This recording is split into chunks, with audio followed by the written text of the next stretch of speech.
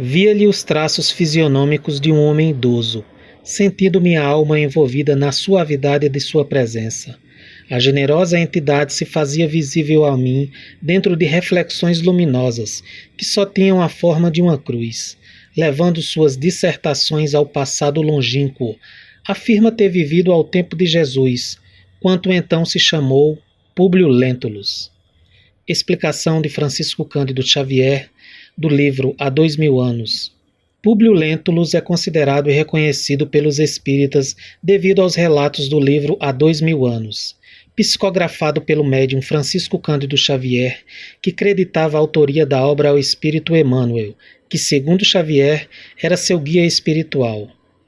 Na obra, Públio teria sido um senador romano que viveu na Galileia na época de Jesus Cristo. São narrados detalhes dos principais fatos da vida de Públio, que teria sido uma das reencarnações do próprio espírito Emmanuel. Na obra é citada uma personagem importante, Lívia Lentulus, esposa de Públio, uma dama patrícia romana, que após ouvir falar de Jesus, o procura para saber mais sobre o homem de que tanto se falava. Ela começa a frequentar os cultos cristãos, que naquela época eram marginalizados pelo Império Romano. Tais cultos eram realizados em cavernas, exatamente para se esconderem das perseguições. Ela falava de Jesus para Públio, que se mostrava até então incrédito naquilo que escutara. Lívia não ia para os cultos com os trajes romanos, o que seria um insulto ao império.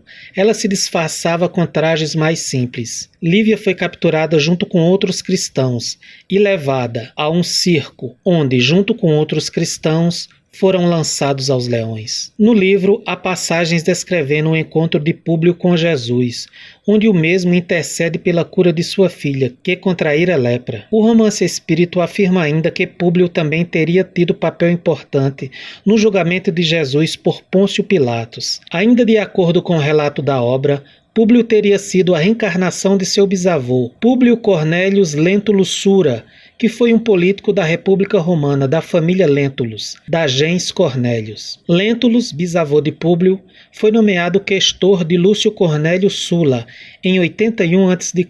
Foi eleito cônsul em 71 a.C.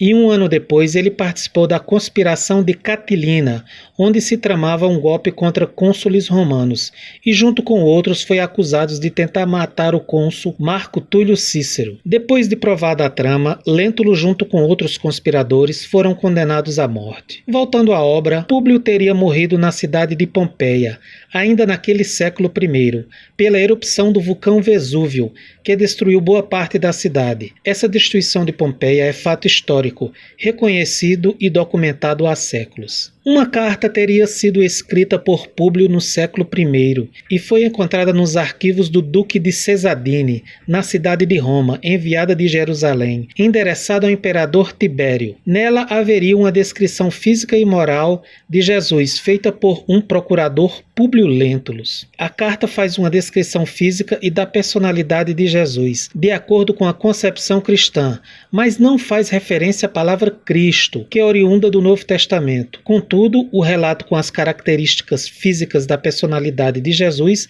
não é encontrada no romance.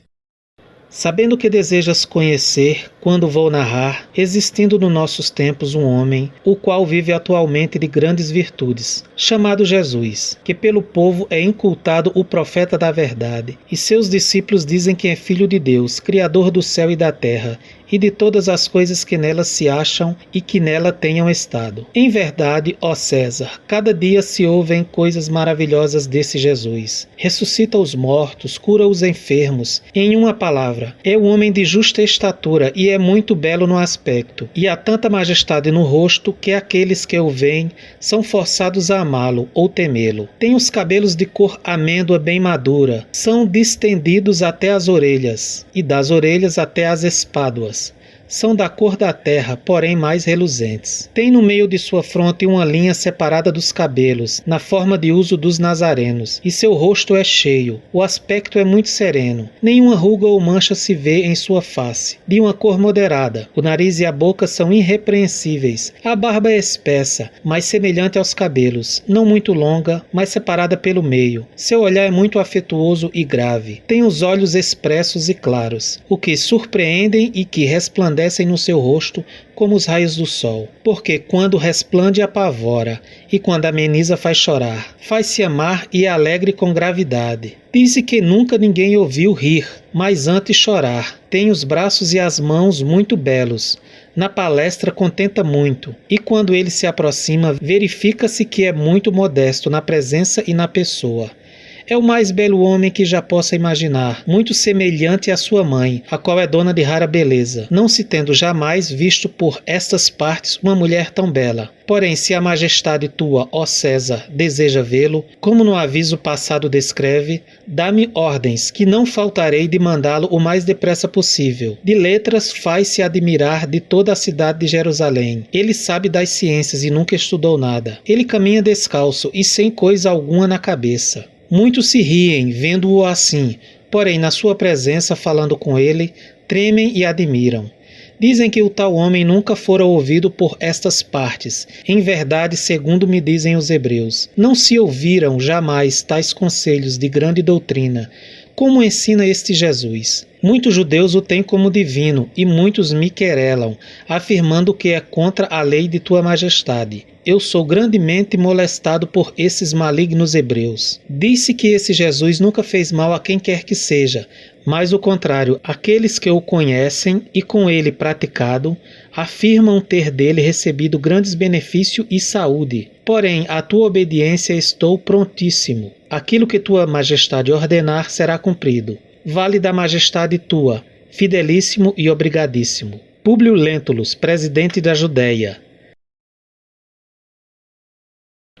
A Enciclopédia Católica e outras publicações questionam a autenticidade da carta. Segundo eles, não se conhece nenhum governador de Jerusalém ou procurador romano da Judéia chamado Lentulus, e um governador romano não poderia encaminhar uma correspondência desse tipo ao Senado. Diferente da carta, o relato de Emmanuel diz que Públio era senador e não governador de Jerusalém, nem procurador romano. Outra contestação. Um escritor romano não empregaria a expressão que pelo povo é inculcado o profeta da verdade. Talvez Públio usou essas palavras por estar começando a seguir os ensinamentos de Jesus, uma vez que sua esposa, Lívia, já teria se tornado uma seguidora de Jesus. A Res Gestae Divi Augusti, Atos do Divino Augusto, que são a narrativa escrita pelo próprio imperador romano. Augusto, antes da sua morte, menciona um Públio Lentulus como cônsul romano, eleito durante o reinado de Augusto, de 27 a.C.